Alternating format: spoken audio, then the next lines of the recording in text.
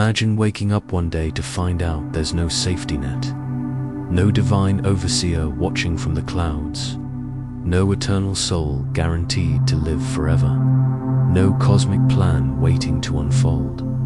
That was the Buddha's world when he began teaching. Over 2,500 years ago, he stepped into a landscape dominated by religions that promised gods, heavens, and reincarnating souls. But his message didn't lean on any of that.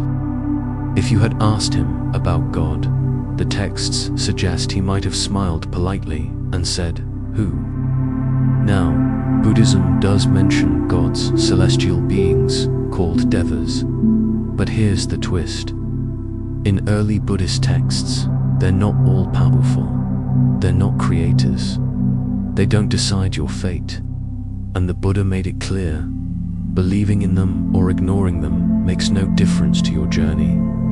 In other words, prayer isn't the engine that drives this path in our modern age, where traditional faith is declining and skepticism is rising. This is surprisingly radical. Here's a spiritual path that doesn't require belief in a divine being. No sign here in the temple ledger, no mandatory rituals to please an invisible overseer. The requirement is far more personal and more demanding. See reality. Clearly, take responsibility for your actions and live with awareness. It's a shift that can feel like both a loss and a liberation. For some, the absence of a divine safety net is unsettling. It's like looking up at a night sky and realizing no one is steering the stars. For others, it's freeing. The wheel is in your hands. You're not waiting for instructions from the heavens. You're writing your own manual for living. And in a way, that's more relevant now than ever. We live in a time where many people are spiritual but not religious, looking for meaning without dogma. Buddhism's godless approach was there long before the phrase existed. It tells us meaning isn't delivered to your doorstep by a cosmic courier. Meaning is something you create moment by moment. But if there's no divine pilot, no eternal soul, and no pre-written purpose, what is guiding us? That's where the Buddha turns to something much more immediate, much more human, and also much more dangerous. A force that shapes nearly every decision you make, often without you noticing. That force, craving, and understanding it could change the way you see the modern world. The burning flame of craving. Ever notice how the more you want something, the more it seems to run from you? You grab at it, thinking this will finally be the thing that makes you happy, but as soon as it's in your hands, the excitement fades. The Buddha described craving with a brutal clarity. It's like drinking salt water when you're thirsty. The more you drink, the thirstier you get. Or, in another image, it's like holding a torch in a strong wind. The flame doesn't just light the way, it burns you as you clutch it tighter. Now, that was 2,500 years ago. Imagine what he'd say if he saw us today. A world where craving isn't just a human weakness, it's an entire industry. Companies spend billions engineering the perfect want in your mind. Advertising tells us we're incomplete until we buy their product. Social media trains us to chase likes the way gamblers chase jackpots. Career culture dangles the promise of just one more promotion. Like a carrot on a stick, we're constantly told that happiness lives in the next thing, the next phone upgrade, the next milestone, the next vacation. And sure, getting those things feels good for a while. But here's the hook. That feeling fades, and we're already on to craving the next fix. You buy the car you dreamed about, but soon someone else has the newer model. You get the raise you fought for, but now you want the corner office. You post the perfect picture, but by tomorrow the likes have slowed down and you need a new one to stay relevant. In Buddhist terms, every single one of these winds is just a new tether, another rope tying us to dissatisfaction. You're not breaking free. You're weaving a prettier cage. And the cost isn't just emotional, it's physical and mental burnout. Hustle culture makes craving look like ambition. It praises the grind, the sleepless nights, the sacrifice of rest for productivity.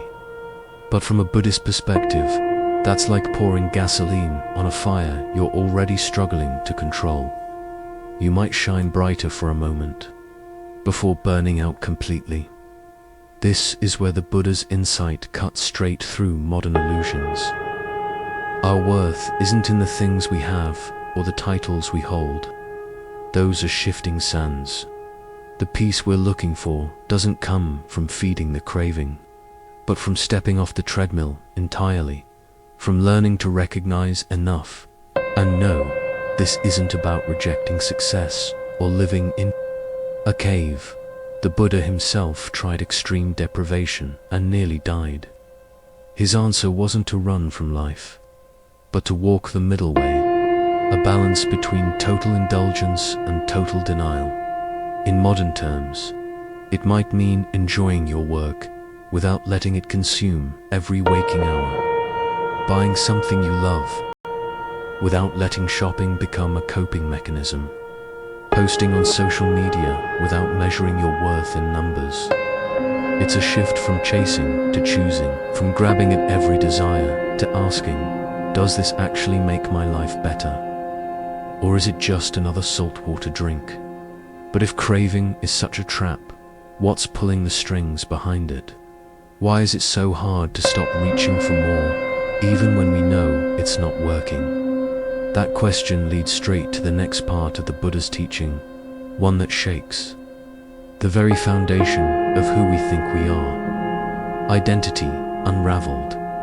Who am I really? We all carry masks, the confident smile in photos, the polished LinkedIn bio, the persona we show at work. But what if all these masks aren't really us? What if the self we cling to is actually just smoke and mirrors? The Buddha dropped a bombshell that still shakes people today. There is no permanent, unchanging self.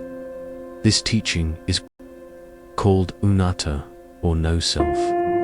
It means that what we call I or me is not some solid soul or eternal essence. It's more like a river. The water flows, changes, and never stays the same. Your feelings, thoughts, memories, they come and go like passing clouds. Think about your own life for a second. You probably define yourself by your job, your social media following, your achievements, or even your failures. But what happens if one day you lose your job? Or if the likes and followers disappear?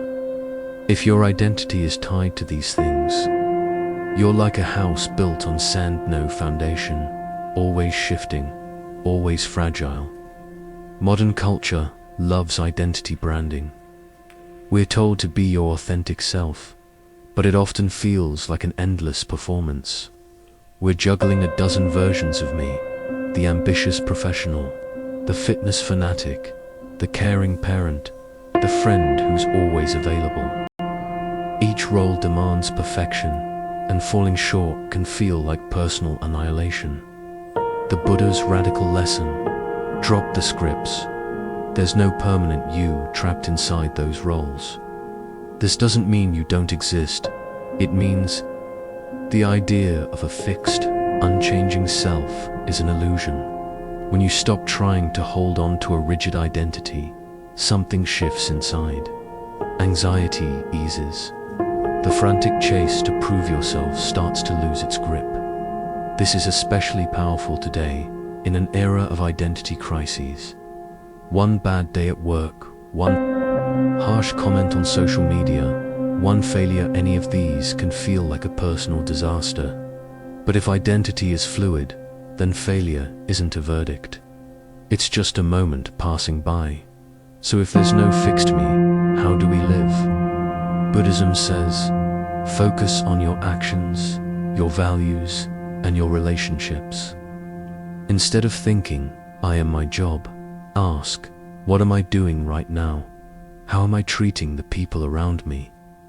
These questions ground you in the present, not some fragile self-image. By doing this, life stops feeling like a performance where you're desperately trying to keep the spotlight. It becomes a journey where you're free to change, grow, and rest without judgment. And here's the beautiful irony. Without the ego's heavy blinders, you might discover you're already enough. Worthy not because of what you achieve, but simply because you exist and care. Burnout to balance the middle path. In action, picture this. A friend brags about working 14-hour days, skipping meals, and getting just a few hours of sleep to climb the corporate ladder. We nod politely, but inside, something tightens up, not of tension or quiet worry. Buddhist wisdom calls this out. Is this really success, or a fast track to burnout? The Buddha's own journey was a trial by fire. Before enlightenment, he swung between extremes, luxury and self-starvation, only to discover neither led to peace. What he found instead was the middle way, a path between overindulgence and harsh self-denial. Not too hard, not too soft, just right. That just right approach couldn't feel more relevant today. Hustle culture glorifies grinding until you break. But Buddhism says, your worth isn't measured by non-stop productivity. Your mind and body need rest, pause, and care. After all, a smartphone battery doesn't last forever without a recharge, and neither do you. Imagine flipping the script on hustle. Instead of guilt for taking a break, you see rest as essential, even sacred. The Buddha taught rest and mental clarity aren't signs of weakness, they're tools for true strength. Work hard and rest well. This means redefining ambition. Instead of chasing promotions at all costs, Buddhism points to right livelihood, work that's ethical, fulfilling, and aligned with compassion.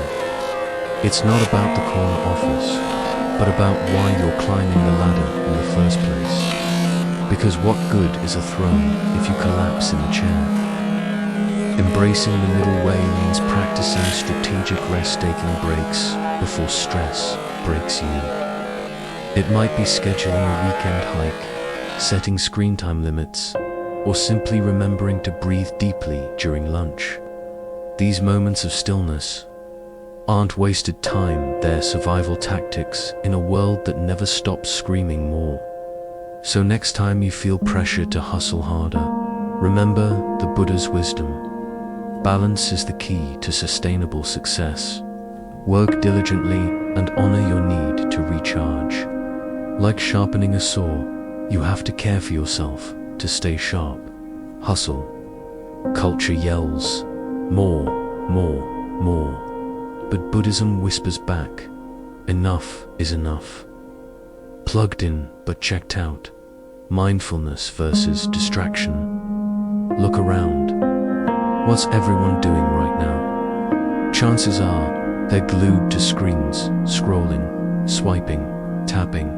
The world is buzzing, notifications pinging non-stop, demanding our attention like a toddler throwing a tantrum. It feels like we're plugged in 24/7s, but are we really present? Here's the kicker. Buddhism calls this constant digital bombardment a form of craving. When you reach for your phone every few minutes, it's often not about connection or information, but avoiding boredom, discomfort, or simply being with yourself. One modern meditation teacher describes it perfectly. I grab my phone not because I want to solve something, but because I want to escape feeling anything real. It's like we're drowning in distractions to avoid the waves of our own emotions.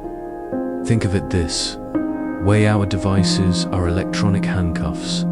locking us into a cycle of dopamine hits.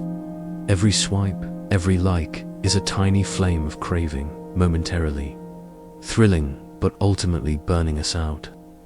The Buddha's metaphor about craving being like holding a torch in the wind applies perfectly. Hear it. Notification sparks excitement, but can leave you feeling singed and exhausted. We live in an era where endless distractions masquerade as entertainment or productivity. We tell ourselves, I'm just checking this for a minute, but those minutes multiply until hours vanish. The content floods in news, memes, videos, ads pulling our focus in every direction, leaving us mentally fragmented and emotionally drained. So, what's the antidote? Mindfulness. The Buddha taught mindfulness as a radical act of presence being, awake to the moment without judgment.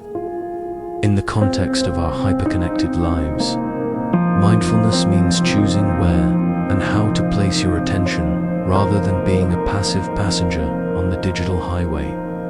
Next time your phone buzzes, pause and ask, am I using this tool, or is it using me? Use tech intentionally. Text a friend for real connection. Read an article that feeds your mind. Watch a video that genuinely relaxes you. But don't let your devices hijack your consciousness. Notice how your body feels. Are your shoulders tense? Is your breath shallow? These signals are clues that you're slipping into autopilot in Buddhist practice.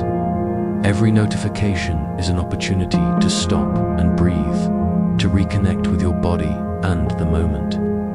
It's like planting tiny flags of awareness throughout your day, reclaiming your time and energy. And here's the big insight. Distraction isn't harmless. Filling your mind with noise can feel like quenching thirst with salt water. It only makes you thirstier for peace and clarity. The more you feed the craving, the more it demands. By practicing mindful consumption, you don't have to give up tech entirely. You simply become the driver, not the passenger. This awareness can free you from the trap of endless scrolling and allow you to savor life's real moments. Conversation, nature, creativity, silence. In a world screaming for attention, mindfulness is a quiet rebellion. It's saying, I choose presence over distraction. I choose peace over burnout.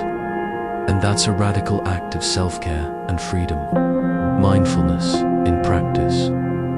Tools to reclaim your focus.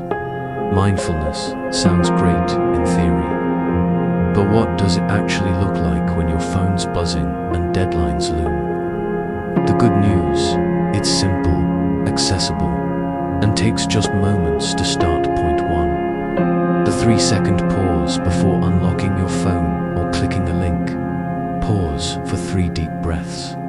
Feel your feet on the ground. Notice your body's tension or ease. This tiny pause interrupts autopilot and reconnects you with your intention. It's like tapping the brakes before driving into a storm. 2. Single tasking. Try focusing fully on one task. Whether it's writing an email, eating a meal, or chatting with a friend without multitasking. Set a timer for 10 or 15 minutes and commit to being fully present. You'll notice how much more satisfying and efficient that can be. Studies show single tasking actually boosts productivity and reduces stress. 3. Digital boundaries. Schedule phone-free zones during your day. Maybe it's the first hour after waking or the last hour before bed. Turn off non-essential notifications. Use apps that track and limit your screen time. These boundaries create sacred space for rest and creativity. 4. Mindful breathing breaks when overwhelmed. Try this quick exercise. Inhale slowly for 4 counts. Hold for 4. Exhale for 6. Repeat 3 to 5 times. This calms the nervous system and anchors your mind in the present. 5. Nature connection, step outside for even 5 minutes. Notice the air on your skin, the colors around you, the sounds you hear. Nature has a natural calming effect, reminding us of a bigger rhythm beyond screens and schedules. Why? Mindfulness matters. Mental health and creativity boosts mindfulness. Isn't just a feel-good trend, it's backed by science and ancient wisdom alike. In a world where anxiety, depression, and burnout rates are skyrocketing, mindfulness is a proven tool to break the cycle. Mental health benefits, research shows. Mindfulness reduces stress hormones, improves emotional regulation, and helps us respond to challenges rather than react impulsively.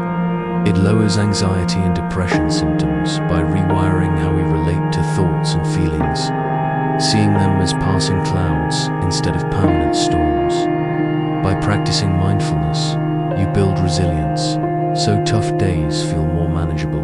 You learn to pause before spiraling into worry or frustration, giving yourself a moment of clarity and calm. Creativity boost.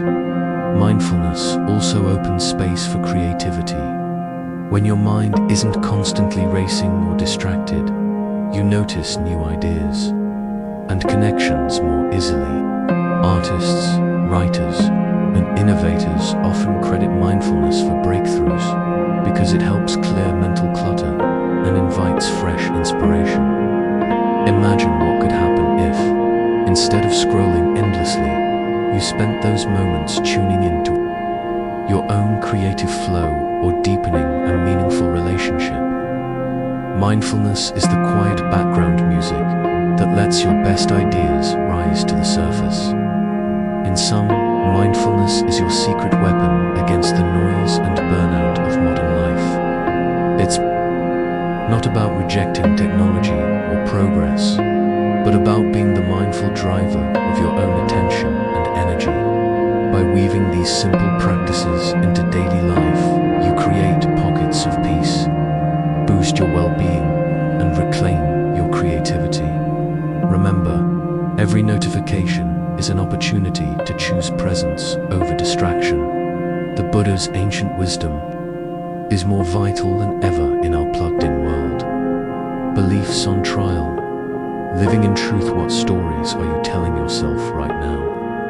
Maybe it's, I need social media to stay connected, or I'm only valuable if I'm successful. These beliefs shape how we see ourselves and the world. But the Buddha challenges us to question them deeply. He said, all beliefs are barriers to knowing the truth. This is a radical invitation to test your assumptions, even the comforting ones. Why? Because unexamined beliefs can trap us in illusions, and illusions breed suffering. Beliefs act like mental filters. They help us make sense of a complex world, but they can also blind us. For example, if you believe, I must be perfect to be loved, then every mistake feels like a catastrophe. That belief becomes a prison. Today, misinformation, echo chambers, and identity politics make it easy to cling to stories that confirm what we want to be true rather than what is true. This closes the door to growth and genuine understanding. So how do we begin testing these beliefs? One method is the "what if it's not true" test. Pick a core belief and imagine it might be false. What changes? For instance, what if you're valuable regardless of career success? Often, just entertaining this possibility brings relief and opens up new freedom. Another approach is to experiment with new stories by acting as if a limiting belief isn't true. If you think you're bad at public speaking, try giving a short talk anyway and observe what happens. Experience often shatters fears more than logic alone. Also, when you catch yourself thinking, I can't do this, pause and ask, what's the evidence? Many beliefs stick around because of habit or fear. not facts, in Buddhism. The mindset encouraged here is called right view, seeing things as they truly are, not as we wish or fear them to be. This means recognizing that everything is impermanent. Feelings, successes, and failures don't last forever. It means accepting that life includes challenges and dissatisfaction. Denying this reality only breeds frustration. And it means understanding that our identity is fluid, not fixed. Facing these truths can feel uncomfortable. Truth often does, but it's also deeply liberating. Accepting impermanence helps us let go of clinging to what inevitably changes. Acknowledging the absence of a fixed self softens the ego-driven suffering that so many of us experience. But living in truth is more than just thinking clearly. It means acting honestly, even when lies or illusions seem easier. It means admitting, I don't know, when faced with uncertainty, being willing to change your mind, speaking your truth, kindly but firmly, and rejecting blind faith in favor of evidence. This stance isn't cynicism. It's a blend of courage and humility. In today's world, many of the dominant stories from consumerisms promise that more stuff equals more happiness. To self-help slogans like, just think positive, don't hold up under real-life experience or scrutiny. Buddhism invites us to ask whether these beliefs actually reduce suffering or increase it. Are these stories genuinely true for us, or are we adopting someone else's script? Are we clinging to these ideas out of fear? By shining a light on these questions, we create space for wiser beliefs, ones grounded in reality and compassion.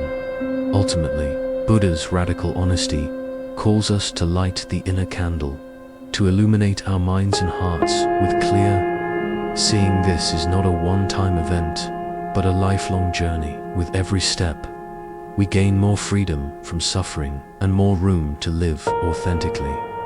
In a world flooded with noise and spin, living in truth might just be the bravest, most radical act of all. So what can we really take away from all this?